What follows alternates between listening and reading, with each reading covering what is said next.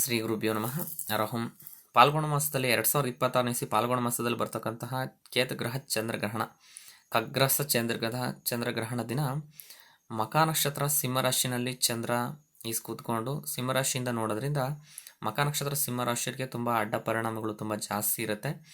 ಈ ರಾಶಿಯವರು ಸಾಧ್ಯವಾದಷ್ಟು ಶಿವನ ಸಾನ್ನಿಧ್ಯಕ್ಕೆ ತೆರಳಿ ಶಿವ ಪಂಚಾಕ್ಷರ ಮಂತ್ರನ ಜಪ ಮಾಡ್ತಕ್ಕಂಥದ್ದು, ಶಿವನ ಸಾನ್ನಿಧ್ಯದಲ್ಲಿ ಹೋಗಿ ದಾನ ಧರ್ಮ ಸೇವೆಗಳನ್ನು ಮಾಡ್ತಕ್ಕಂಥದ್ದು, ಕ್ರಿಯೆಗಳನ್ನು ಮಾಡ್ತಕ್ಕಂಥದ್ದು, ಇಲ್ಲ ಗಾಯತ್ರಿ ಮಂತ್ರನ ಜಪ ಮಾಡ್ತಕ್ಕಂಥದ್ದು, ಇಲ್ಲ ನಮಃ ಶಿವಾಯ ಮಂತ್ರನ ಪ್ರಾರ್ಥನೆ ಮಾಡ್ತಕ್ಕಂಥದ್ದು, ಜಪಗಳನ್ನು ಮಾಡ್ತಾ ಬನ್ನಿ. ಶಿವನ ಆಲಯದಲ್ಲಿ ಹೋಗಿ ಮಾಡ್ಕೊಂಬರೋದ್ರಿಂದ ಈ ಗ್ರಹಣದಿಂದ ಬರ್ತಕ್ಕಂತಹ ತೊಂದರೆಗಳನ್ನು ತಪ್ಪಿಸ್ಬೋದಾಗಿರುತ್ತೆ.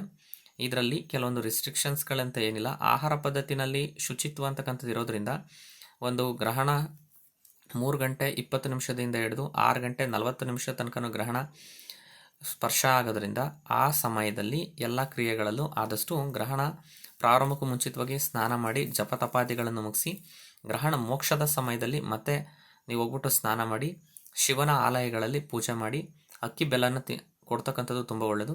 ಆದಷ್ಟು ಪುಣ್ಯಕ್ಷೇತ್ರಗಳಲ್ಲಿ ಸ್ನಾನ ಮಾಡಿ ತುಂಬ ಸರ್ವಶ್ರೇಷ್ಠವಾಗಿರುತ್ತೆ. ಆ ಶಕ್ತಿ, ಸಕಾರಾತ್ಮಕ ಶಕ್ತಿಗಳು ಪ್ರಾಬಲ್ಯ ಅಂತಕ್ಕಂಥದ್ದು ತುಂಬ ಜಾಸ್ತಿ ಇದ್ದಾಗ ಮನುಷ್ಯನಲ್ಲಿ ಯಾವುದೇ ಕರ್ಮಗಳು ಅಂತಕ್ಕಂಥದ್ದು ಕಡಿಮೆ ಆಗ್ತಾ ಹೋಗ್ತಾ ಇರುತ್ತೆ.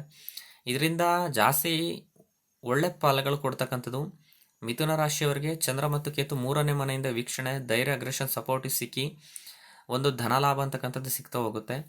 ಒಂದು ತುಲಾರಾಶಿಯವರಿಗೆ 11ನೇ ಮನೆಯಲ್ಲಿ ಲಾಭ ಭಾವಸ್ಥತನಾಗಿ ಬಾಧಕಾಧಿಪತಿ ರಾಶ್ಯಾಧಿಪತಿಯಿಂದ ನೋಡಿದ್ರು ಈ ಲಗ್ನಾಧಿಪತಿಯಿಂದ ವೀಕ್ಷಣೆ ಇದ್ದಾಗ ಚಂದ್ರ ಮತ್ತು ಕೇತು ಎಮೋಷನ್ಸ್ ಇದ್ದಾಗ ಆದಾಯ ನಿರೀಕ್ಷಣೆಗಳು ತುಂಬ ಜಾಸ್ತಿ ಬರ್ತಾ ಹೋಗುತ್ತೆ.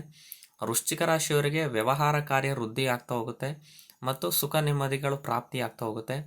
ಮೀನರಾಶಿಯವರಿಗೆ ಒಂದು ಪ್ಲಸ್ ಪಾಯಿಂಟ್, ಶತ್ರುಗಳು, ಪಾಪಿ ಗ್ರಹಗಳು ಶತ್ರುವಿನ ಮನೆಯಲ್ಲಿ ಗ್ರಹಣ ಆಗೋದ್ರಿಂದ ಶತ್ರುಗಳು ದಮನ ಆಗ್ತಾ ಹೋಗುತ್ತೆ ಮತ್ತು ಋಣಾತ್ಮಕ ಶಕ್ತಿಗಳು, ಋಣಾತ್ಮಕ ಚಿಂತನೆಗಳು, ಸಾಲಗಳ ಬಾಧೆ ಅಂತಕ್ಕಂಥದ್ದು ಕಡಿಮೆ ಆಗ್ತಾ ಹೋಗುತ್ತೆ. ಮೆಂಟಲ್ ಪ್ರೆಷರ್ಗಳು ಸ್ವಲ್ಪ ಕಡಿಮೆ ಆಗ್ತಾ ಹೋಗುತ್ತೆ. ಆದರೆ ಇನ್ನು ಮಿಕ್ಕಿ ರಾಶಿಯವರಿಗೆ ಎಲ್ಲರಿಗೂ ತೊಂದರೆನೇ.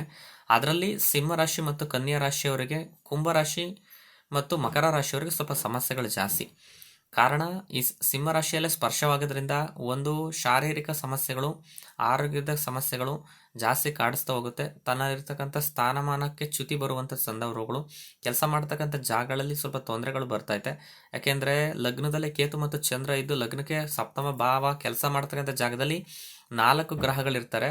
ಆದರೆ ಏನಾಗಿದೆ, ಸಪ್ತಮಾಧಿಪತಿ ಹೋಗಿ ಅಷ್ಟಮ ಭಾವದಲ್ಲಿ ಶುಕ್ರ ಮತ್ತು ಶನಿ ಅಷ್ಟಮ ಭಾವದಲ್ಲಿ ಕಾರ್ಯಾಧಿಪತಿ ಇದ್ದಾಗ ಉದ್ಯೋಗಕ್ಕೆ ಸಮಸ್ಯೆ ಬರ್ಬೋದು ಮತ್ತು ತಾನು ಕೆಲಸ ಮಾಡ್ತಕ್ಕಂಥ ವಿಚಾರಗಳಲ್ಲಿ ಮತ್ತು ದಾಂಪತ್ಯ ಜೀವನಗಳಲ್ಲಿ ಸಮಸ್ಯೆಗಳು ಬರ್ಬೋದು. ಸಿಂಹರಾಶಿಯವರಿಗೆ ಸ್ವಲ್ಪ ಭಾಳ ಹುಷಾರಾಗಿರಿ. ಇದಕ್ಕೆ ಪ್ರಕ್ರಿಯೆಗಳಿಗೆ ಸ್ವಲ್ಪ ಭಗವಾನ್ ಹನುಮಂತ ಮತ್ತು ಶಿವನನ್ನು ಆರಾಧಿಸಿ ತುಂಬ ಒಳ್ಳೆಯದಾಗುತ್ತೆ. ಏನಕ್ಕೋಸ್ಕರ ಅಂತೇಳಿದ್ರೆ ಆ ರಾಹು ಮತ್ತು ಕುಜ ಮತ್ತು ರವಿ ಸಂಬಂಧ ಇದ್ದು ಬುಧನ ಜೊತೆಲಿದ್ದು ಸಪ್ತಮ ಭಾವದಲ್ಲಿದ್ದಂಥ ಸಂದರ್ಭದಲ್ಲಿ ಆ ಭಾವದಿಂದ ಪ್ರತಿಫಲ ಅಂತಕ್ಕಂಥದ್ದು ಅಡ್ಡ ಪರಿಣಾಮಗಳಲ್ಲಿ ಎಚ್ಚರದಿಂದ ಇರ್ತಕ್ಕಂಥದ್ದು ಒಳ್ಳೆಯದು. ಈ ಕನ್ಯಾ ರಾಶಿಯವರಿಗೆ ಶಯನದ ಸುಖ, ನೆಮ್ಮದಿಗೆ ನಿದ್ದೆ ಬರಲ್ಲ ಅಂತ ಹೇಳುತ್ತೆ. ಇದರಿಂದ ಸ್ವಲ್ಪ ಕಳ್ಳತನಗಳಾಗುವಂಥ ಸಂಭವಗಳು ಸ್ವಲ್ಪ ಜಾಸ್ತಿ ಇದೆ. ಚೋರ ಭಯ ಅಂತಕ್ಕಂಥದ್ದು ಸ್ವಲ್ಪ ಜಾಸ್ತಿ ಇರುತ್ತೆ ಮತ್ತು ಎಮೋಷನ್ಸ್ ಅಂತಕ್ಕಂಥದ್ದು ವರ್ಕ್ ಆಗದಲ್ಲೇ ಇದೆ. ಮೆಂಟಲ್ ಹ್ಯಾಂಗ್ ಮಾಡ್ಕೊಳೋ ಸಂಭವಗಳು ಸ್ವಲ್ಪ ಜಾಸ್ತಿ ಇರ್ತವೆ. ಸ್ವಲ್ಪ ಆದಷ್ಟು ಮಾನಸಿಕ ಖಿನ್ನತೆಗಳನ್ನು ಕೈ ಬಿಡ್ತಾ ಬನ್ನಿ. ರಾತ್ರಿ ಹೊತ್ತು ಮಲಗಬೇಕಾದ್ರೆ ಸಾಧ್ಯವಾದಷ್ಟು ವಿಷ್ಣು ಸಹಸ್ರನಾಮ ಕೇಳಿ ಮಲ್ಕೊಳ್ಳೋದು ತುಂಬ ಒಳ್ಳೆಯದು. ಒಂದು ಶಯನದ ಸುಖ, ನೆಮ್ಮದಿಯಾಗಿ ನಿದ್ದೆ ಬರುತ್ತೆ. ಹನುಮಾನ್ ಚಾಲೀಸ್ನ ಜಾಸ್ತಿ ಕೇಳ್ತಾ ಬನ್ನಿ, ತುಂಬ ಒಳ್ಳೆಯದಾಗುತ್ತೆ. ಇವೆರಡು ಪ್ರಕ್ರಿಯೆಗಳು ಮಾಡ್ಕೊಳ್ಳಿ. ಮತ್ತು ಈ ಮಕರ ರಾಶಿಯವರಿಗೆ ಅಷ್ಟಮ ಭಾವದಲ್ಲಿ ಒಂದು ಯಾವಾಗಲೂ ಋಣಾತ್ಮಕವಾಗಿ ಅಸಹ್ಯ ವರ್ತನೆಗಳು ಜಾಸ್ತಿ ಆಗುತ್ತೆ ಮತ್ತು ಎರಡನೇ ವಿಚಾರದಲ್ಲಿ ಯಾವಾಗಲೂ ಪ್ರಾಯೋಗಿಕವಾಗಿ ಒಂದು ಸೂಸೈಡ್ ಮಾಡ್ಕೊಂಡು ಅಟೆಂಪ್ಟ್ಗಳು ಟ್ರೈ ಮಾಡ್ತಕ್ಕಂಥದ್ದು, ಇಲ್ಲ ಕಾರಣಾಂತರಗಳಿಂದ ಮಾನಸಿಕ ಅಸ್ವಸ್ಥ ಆಗ್ತಕ್ಕಂಥದ್ದು, ಇಲ್ಲ ಇಲ್ಲಿದೆಲ್ಲ ಅನ್ನೆಸೆಸರಿ ವಿಚಾರಗಳನ್ನ ಜಾಸ್ತಿ ಡಿಸ್ಟರ್ಬೆನ್ಸ್ ಮಾಡ್ಕೊತಕ್ಕಂಥದ್ದು ಮಕರ ರಾಶಿಯವರಿಗೆ ಸ್ವಲ್ಪ ಜಾಸ್ತಿ ಇರುತ್ತೆ. ಆದರೆ ಆಯುಷ್ ಫಲದಲ್ಲಿ ಆದಷ್ಟು ನೀರಿನ ಜಾಗಗಳಲ್ಲಿ ಹೋಗಿ, ನದಿಗಳ ಜಾಗಗಳಲ್ಲಿ ಈ ಸ್ನಾನ ಮಾಡ್ಬೇಕಾದ್ರೆ ಎಚ್ಚರದಿಂದ ಇರ್ತಕ್ಕಂಥದ್ದು ತುಂಬ ಒಳ್ಳೆಯದು. ಸ್ವಲ್ಪನ ಹರಿಯೋ ನೀರಿನ ಜಾಗದಲ್ಲಿ ಎಚ್ಚರದಿಂದ ಇರಿ. ಇದರಿಂದ ಸ್ವಲ್ಪ ಡಿಸ್ಟರ್ಬೆನ್ಸ್ ಜಾಸ್ತಿ ಇರುತ್ತೆ.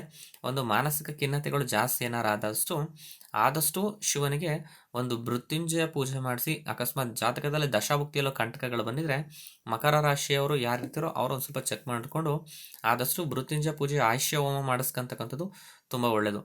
ಈ ಕುಂಭರಾಶಿಯವರಿಗೆ ಸಪ್ತಮ ಪಾಲುದಾರಿಕೆ, ಕೆಲಸ ಮಾಡ್ತಕ್ಕಂಥ ಜಾಗ, ಹೆಂಡತಿ, ತಾನು ವಾಸ್ತವ ಬಿಟ್ಟು ಬೇರೆ ಕಡೆ ಶಿಫ್ಟ್ ಆಗಿದ್ದ ಜಾಗ, ಇದು ಸ್ವಲ್ಪ ತಮ್ಮ ಜಾಗಕ್ಕೆ ಸಮಸ್ಯೆಗಳನ್ನು ಸೃಷ್ಟಿ ಮಾಡ್ಬೋದು. ಮತ್ತು ಜನ್ಮದಲ್ಲಿ ಕುಜರಾಹು ಕಾಂಬಿನೇಷನ್ಸ್ ಬೇರೆ ಇದ್ದು ಜನ್ಮಕ್ಕೆ ರಾಶಿಗೆ ಅನುಗುಣವಾಗಿ ಸ್ವಲ್ಪ ಸರ್ಪ ಸೂಕ್ತನು ಬಂದಂಥ ಸಂದರ್ಭದಲ್ಲಿ ಒಂದು ಸರ್ಪ ಸೂಕ್ತದ ಜೊತೆಲಿ ಮನುಷ್ಯನಿಗೆ ಮನಸ್ಸಿನ ಕಾರಕನು ಲಗ್ನಕ್ಕೆ ಬಂದಾಗ ಮನಸ್ಸನ್ನು ಹದಗೆಡಿಸ್ಬೋದು. ಧೈರ್ಯ, ಅಗ್ರೆಷನ್ಸು, ಸೆಲ್ಫ್ ಕಾನ್ಫಿಡೆನ್ಸ್, ಸೆಲ್ಫ್ ಗ್ರೋತ್ನ ಕಡಿಮೆ ಮಾಡ್ಬೋದು. ಇದಕ್ಕೆ ಚಂದ್ರಗ್ರಹ ಮಂತ್ರನ, ಮೂಲ ಮಂತ್ರನ, ಬೀಜಾಕ್ಷರ ಮಂತ್ರ ಪಠನೆ ಮಾಡ್ತಕ್ಕಂಥ ತುಂಬ ಒಳ್ಳೆಯದು. ಇಲ್ಲ ಶಿವನ ಪ್ರಾರ್ಥನೆ ಮಾಡೋದು ತುಂಬ ಸರ್ವಶ್ರೇಷ್ಠ. ಗಾಯತ್ರಿ ಮಂತ್ರ ಪ್ರಾರ್ಥನೆ ಮಾಡೋದು ಒಳ್ಳೆಯದು. ಚಂದ್ರನ ಮೂಲ ಮಂತ್ರ ಓಂ ಸ್ಟ್ರಾಂ ಶ್ರೀಂ ಶ್ರೌಂ ಸಹ ಚಂದ್ರಾಯ ನಮಃ ಈ ಮಂತ್ರ ಹೇಳ್ಕೊಳೋದು. ಚಂದ್ರನ ಮೂಲ ಮಂತ್ರ ಆಪ್ಯಾಯ ಸ್ವಮೇತುತೆ ವಿಶ್ವತೋ ಸೋಮವೃಷ್ಟಿಯಂ ಭವವಾಜ್ಯಸ್ಸ ಸಂಗತೆ.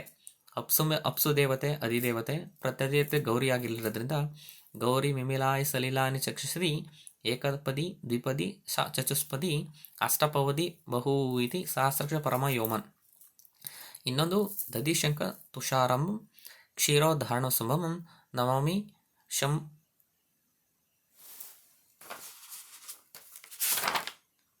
ಶಶಿನಂ ಸೋಮ ಶಂಭೋರ್ಮುಕುಟ ಭೂಷಣಂ. ಈ ಮಂತ್ರನ ಆದಷ್ಟು ಚಾಂಟಿಂಗ್ ಮಾಡ್ತಕ್ಕಂಥದ್ದು ತುಂಬ ಒಳ್ಳೆಯದು.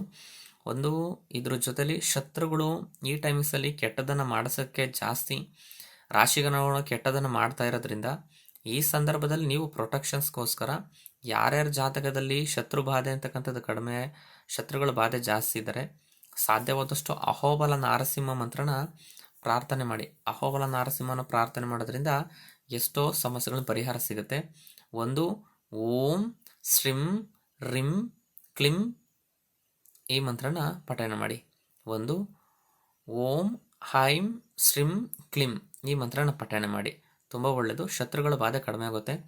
ಇಲ್ಲಾಂದರೆ ಅಹೋಬಲ ನಾರಸಿಂಹ ಮಂತ್ರದಲ್ಲಿ ಬರುತ್ತೆ ಓಂ ನಮೋ ಭಗವತೆ ಮಹಾವೀರ ವಿಗ್ವಂದನಾಯ ಜ್ವಾಲಾಮುಖಾಯ ಶಂಖಚಕ್ರ ಗದಾಹಸ್ತಾಯ ಹಿರಣ್ಯಕಶ್ಯಪ ವಕ್ಷಚೇತನಾಯ ಅಂತ್ರಮಾಲಾ ವಿಭೂಷಿತಾಯ ಅನಹನಂ ದಹದಹಂ ಪಚಪಚಂ ಬಂಧಬಂಧಂ ಅಹೋಬಲ ನಾರಸಿಂಹಾಯ ಪೂರ್ವದಿಶಂ ಬಂಧಬಂಧಂ ಆಗ್ನೇಯ ದಿಶಂ ಬಂಧಬಂಧಂ ದಕ್ಷಿಣ ದಿಶಂ ಬಂಧಬಂಧಂ ನೈಋತ್ಯ ದಿಶಂ ಬಂಧಬಂಧಂ ಪಶ್ಚಿಮ ದಿಶಂ ಬಂಧಬಂಧಂ ವಾಯುವ್ಯ ದಿಶಂ ಬಂಧಬಂಧಂ ಉತ್ತರ ದಿಶಂ ಬಂಧಬಂಧಂ ಈಶಾನ್ಯ ದಿಶಂ ಬಂಧವನ್ನು ಊರ್ಧ್ವ ದಿಶಂ ಬಂಧವನ್ನು ಈ ಮಂತ್ರನ ಚಾಂಟಿಂಗ್ ಮಾಡ್ತಾ ಬನ್ನಿ.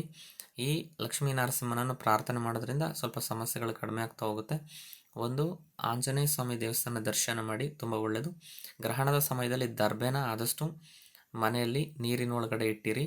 ಒಂದು ತಾಮ್ರದ ತೆಂಗಿನಲ್ಲಿ ನೀರಿಟ್ಟು ತುಳಸಿ ಪತ್ರೆ ದರ್ಬೆಯನ್ನು ಎಲ್ಲ ಜಾಗದಲ್ಲಿ ಇಡಿ. ಆದಷ್ಟು ಈ ಕ್ರಿಯೆನ ಮಾಡ್ಕೊಳ್ಳಿ. ಚಂದ್ರಗ್ರಹಣದಿಂದ ಯಾರ್ಯಾರಿಗೆ ಸಮಸ್ಯೆ ಇರುತ್ತೋ ಇದು ಜಾಸ್ತಿ ದಿನ ಇರಲ್ಲ, ಶಾರ್ಟ್ ಪೀರಿಯಡ್ ಥಿಂಕಿಂಗ್ ಇರುತ್ತೆ. ಇದು 108-48 ದಿನಗಳ ಕಾಲ ಪ್ರಕ್ರಿಯೆ ಇರುತ್ತೆ. ಇದು ನಿರಂತರ ಪ್ರಕ್ರಿಯೆ ಮಾಡಿ. ಈ ಗ್ರಹಣದಿಂದ ಯಾವ್ಯಾವ ರಾಶಿಯವರು ತೊಂದರೆ ಆಗಿರುತ್ತೆ ಅವರೆಲ್ಲರೂ ಸಮಸ್ಯೆಯಿಂದ ಮುಕ್ತರಾಗ್ತೀರ.